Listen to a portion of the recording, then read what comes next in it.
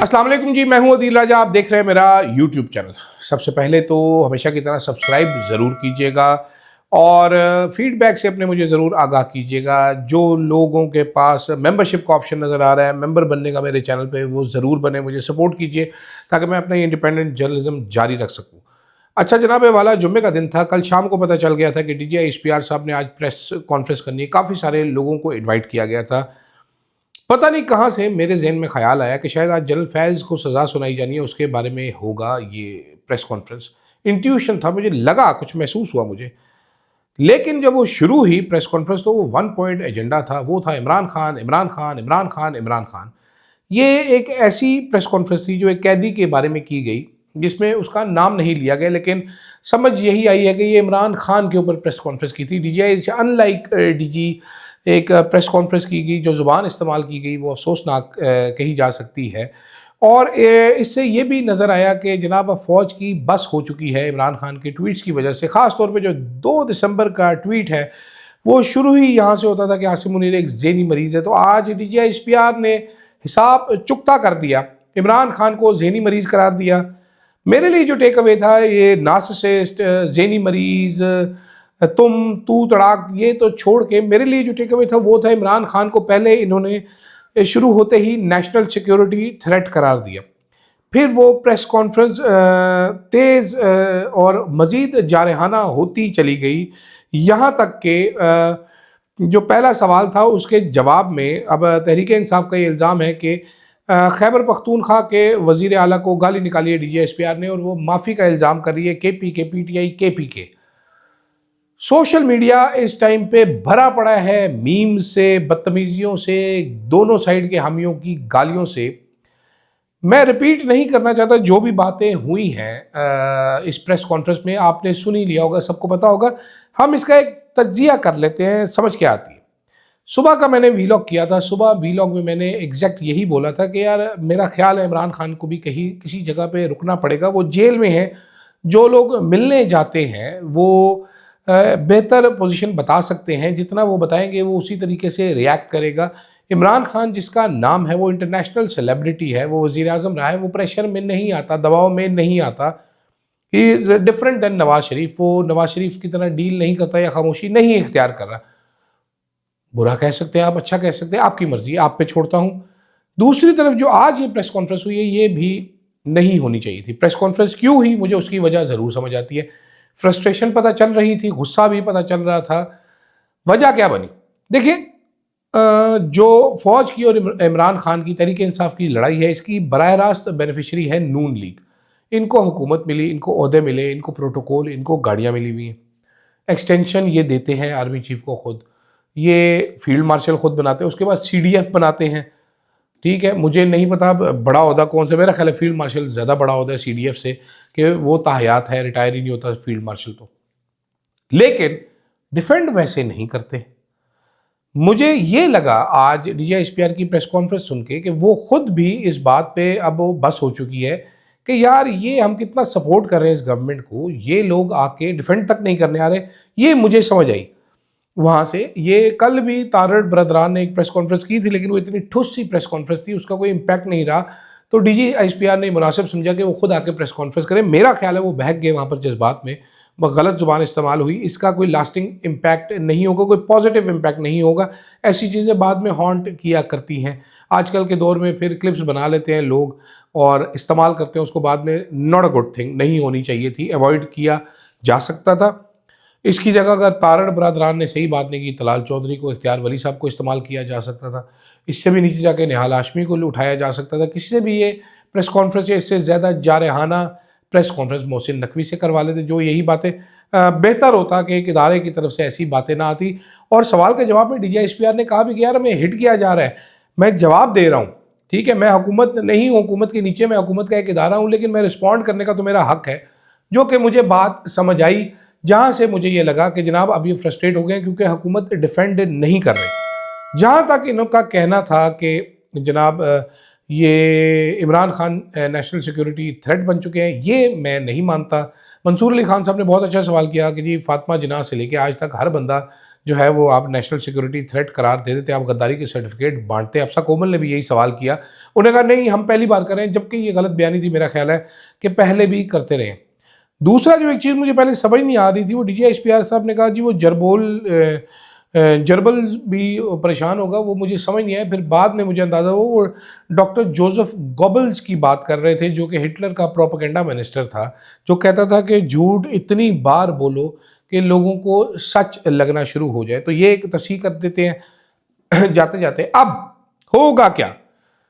تحریک انصاف کی طرف سے بھی بہت خوفناک قسم کے بیانات آ رہے ہیں. تحریک انصاف کے بہت سارے لوگ بہت تگڑے بیانات دے رہے ہیں، بہت زیادہ بیانات دے رہے ہیں، مطلب اتنے زیادہ بیانات دے رہے ہیں کہ میں یہاں پر پڑھ بھی نہیں سکتا، چاہ کے بھی نہیں پڑھ سکتا.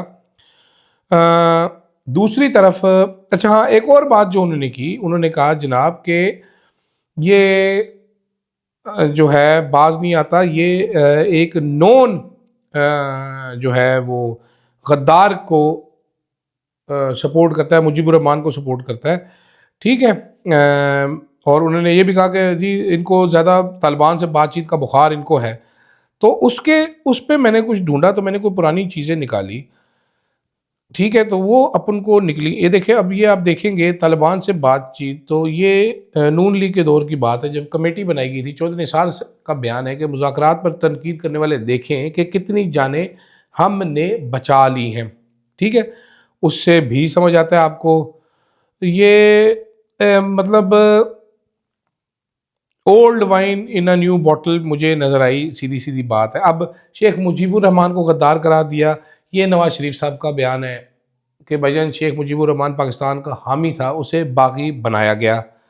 اچھا اس کے بعد پھر خواجہ آصف صاحب، ان کا یہ 7 دسمبر 2020 کا بیان، 50 سال قبل آج 1970 کے عام انتخابات ہوئے، عوامی لیگ کو اکثریت ملی لیکن ووٹ کو عزت نہ ملی، نتائج تسلیم نہ ہوئے، ایک فوجی عامر کا ذاتی ایجنڈا قومی ایجنڈے پر غالب آ گیا، پاکستان 2 لخت ہو گیا. آج 50 سال بعد بھی ووٹ کی عزت کی جنگ جاری ہے، وفاق کو خطرات لاحق ہے، اللہ ہمیں کسی سانے سے محفوظ رکھے.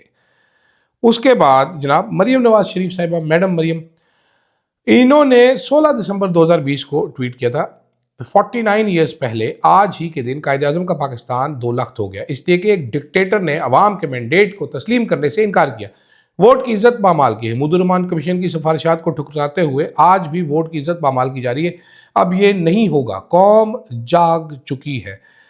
میرا نہیں خیال کہ یہ قوم کو جتا سکے. اس کے بعد نواز شریف صاحب نے 12 اکتوبر 2020 کو ایک ٹویٹ کیا تھا.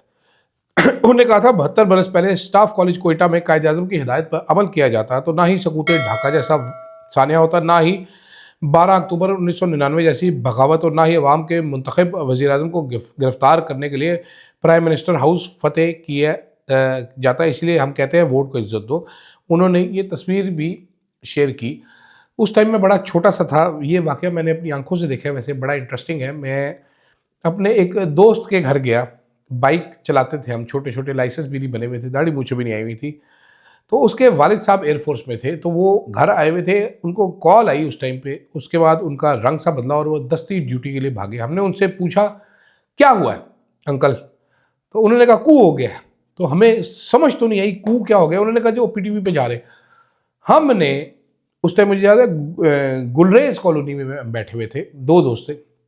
ہم نے کڈا ہونڈا 125، ہم پہنچ گئے پی ٹی وی کے باہر کہ دیکھے تو صحیح یہ کو کیسے ہوتا ہے. کچھ آئیڈیا بھی نہیں تھا. وہاں پر میں نے یہ جو منظر ہے یہ میں نے اپنی آنکھوں سے دیکھا ہوا ہے. ایک فوٹوگرافر کو چماٹ بھی پڑتے ہوئے دیکھا ایک میجر صاحب کے ہاتھوں. خیر نواز شریف صاحب نے یہ بھی شیئر کیا ہے، فوج کو ان کی ڈیوٹیاں یاد کرائی ہیں. تو یہ باتیں پہلے بھی ہوتی رہی ہیں. عمران خان کی اس بات کرنے پر غدار قرار تو ڈکلیئر نہیں کیا جا سکتا. میرا خیال ہے یہ زیادہ جذباتی بیان ہے D G I S P R کا. D G I S P R سب غصے ناک ہو گئے ہیں اس بات کے اوپر. ان کو اتنا زیادہ غصے ناک نہیں ہونا چاہیے تھا، لاجیکلی ڈیل کیا جا سکتا ہے. میرا خیال ہے بیرسٹر گوہر صاحب کی بہت ہی اچھی سٹیٹمنٹ آئی ہے. میں ہمیشہ سے امید کرتا آیا ہوں کہ تناؤ کم اور تعلقات میں بہتری آئے. آج آئی ایس پی آر کی پریس کانفرنس سے مایوسی ہوئی. ملک کا دفاع اہم ہے. پی ٹی آئی کا بیانیہ کبھی ملک دشمن نہ ہے نہ ہوگا. ریاستی ادارے اور سیاسی لوگ ایک دوسرے کو ذہنی مریض کہیں یا خطرہ سمجھے تو یہ افسوسناک ہے. پاکستان بھی ہماری، فوج بھی ہماری. ہم نے اس کا عملی مظاہرہ کیا اور کریں گے. یہ وقت ہے کہ سب ایک دوسرے کو تسلیم کریں، جگہ دیں اور اعتماد کے فقدان کو ختم کریں. میں تمام جمہوریت پسند قوتوں سے اپیل کرتا ہوں کہ تناؤ کو کم کرنے میں کردار ادا کرے۔ میں اپیل کرتا ہوں کہ کچھ نان سٹیک ہولڈرز کا طرز عمل پی ٹی آئی اور اداروں کے درمیان تناؤ کا سبب نہیں بننا چاہیے۔ باقی پانی پی ٹی آئی اور بشرا بی بی جیل میں ہیں، ان سے ملاقات کی اجازت ہو تو ہم بہتری کی طرف چلے جائیں گے۔ سب سے بہترین میرا خیال ہے اسٹیٹمنٹ بیرسٹر گوہر صاحب نے دی۔ عمران خان کو غصہ ہونے کی وجہ سمجھ آتی ہے۔ عمران خان کو بلا وجہ گرفتار کیا گیا، حکومت ان کی گرائی گئی، یہ بات کلیئر ہے، اسٹیبلشمنٹ کی طرف سے ہی گرائی گئی۔ ڈی جی صاحب جتنا مرضی ہے کہ حقائق تبدیل تو نہیں ہوتے۔ مینڈیٹ چوری کیا گیا، اس حکومت نے مینڈیٹ چوری کیا، ہم کہتے تھے جی آپ نے نہیں کیا، جی گورنمنٹ نے مینڈیٹ چوری کیا۔ آپ گورنمنٹ کو سپورٹ کریں، جو بھی گورنمنٹ کری ہے اس کے لیے جو بھی کرنا پڑے کریں، ویسے میں اتنا معصوم تو ہوں نہیں، حقائق ہم سب کو معلوم ہے، لیکن ذکر نہیں کرتے ان کا۔ تو عمران خان کا بولنا تو بنتا ہے۔ سمارٹ موو کیا ہونی چاہیے تھی؟ کوئی بھی سمارٹ گورنمنٹ ہوتی اس کی طرف سے کیا موو ہونی چاہیے تھی؟ اس کی طرف سے موو یہ ہوتی کہ عمران خان کو آئسولیٹ کرنے کی بجائے انٹیگریٹ کرنے کی کوشش کی جاتی۔ وجہ اس کی کیا ہے؟ یہ فرسٹریشن کی وجہ کیا ہے؟ اس سے پہلے 99 میں کو ہوا، Musharraf became very very popular. Why? Because people were with Musharraf. This time around it is the other way around. اب سب عمران خان کے ساتھ ہیں، اسی لیے میں یہ سمجھتا ہوں کہ سارے بند گلی میں، عمران خان صاحب بھی بند گلی میں، تو اسٹیبلشمنٹ اور یہ حکومت بھی بند گلی میں۔ آپ کا بیانیہ نہیں بن پا رہا، آپ ایڈمٹ کر رہے ہیں، آپ عمران خان کو جوبلز کہیں یا گوبلز کہیں، عوام اس کے ساتھ ہے۔ تو اتنی بڑی عوام ساتھ ہے، اس کو اس طرح تضحیق کرنا، اس طرح کی باتیں کرنا ٹھیک نہیں ہے۔ اس سے نفرتیں مزید پیدا ہوں گی۔ طاقت کے زور پہ سارے لوگوں کو تھوڑے عرصے کے لیے دبایا جا سکتا ہے۔ حقائق اگر بیان کرنے پڑیں گے تو مسئلے ہو جائیں گے، جیسے کہ D G S P R نے خود کہا کہ you can fool some of the people for all the time, you can fool all the people some of the time, but you can not fool all the people all the time. تو میں یہ بات سمجھتا ہوں کہ you can not fool all the people all the time, اس کو سب کو ذہن میں رکھنا چاہیے۔ باقی D G S P R صاحب سے سوالات ہوئے، اگر بہتر سوالات ہوتے تو بہت بہتر جواب ہوتا۔ بیڈ ٹیسٹ میں تھی سہیل افریدی والی بات، غلط بات کی گئی۔ عمران خان کے بارے میں کافی ساری غلط باتیں کی گئی جو کہ نہیں ہونی چاہیے۔ عمران خان کے ٹویٹ میں بھی غلط باتیں ہوتی ہیں، نہیں ہونی چاہیے، بٹ آگے کیسے بڑھنا ہے؟ میرا خیال ہے فواد چودھری والا فارمولہ استعمال کیا جائے۔ دونوں پارٹیوں کو چاہیے سکون سے بیٹھیں، سوچیں، ملک کا سوچیں، اپنا نہ سوچیں۔ کسی کو نیشنل سیکورٹی تھریٹ قرار دینے سے وہ غدار نہیں ہو جاتا، یہ ہم پریکٹیکلی اس ملک میں دیکھ چکے ہیں۔ ہمیشہ ہم نے یہی دیکھا ہے، فوج قرار دے دیتی ہے، بٹ دس از رانگ۔ اب آگے کیا ہوگا؟ آگے ہونا یہ ہے جناب کہ اب یہ دو ایک واضح تقسیم آ گئی ہے۔ طلعت حسین صاحب نے ٹویٹ کیا جناب کہ فوج نے بندوقیں سیدھی کر لی۔ تو اب تحریک انصاف والے جو لوگ ہیں ان کو ڈیسائیڈ کرنا پڑے گا، وہ عمران خان کے ساتھ کھڑے ہیں، سائڈ پہ ہونا ہے، یعنی کہ کافی سارے لوگ سائڈ پہ ہو جائیں گے، ٹھیک ہے۔ کچھ جو مذاکرات کی بات کرتے تھے، یہ کرتے تھے، وہ سارا تو بند ہو چکا ہے، تو وہ سارے لوگ ہو جائیں گے سائڈ پر، ٹھیک ہے۔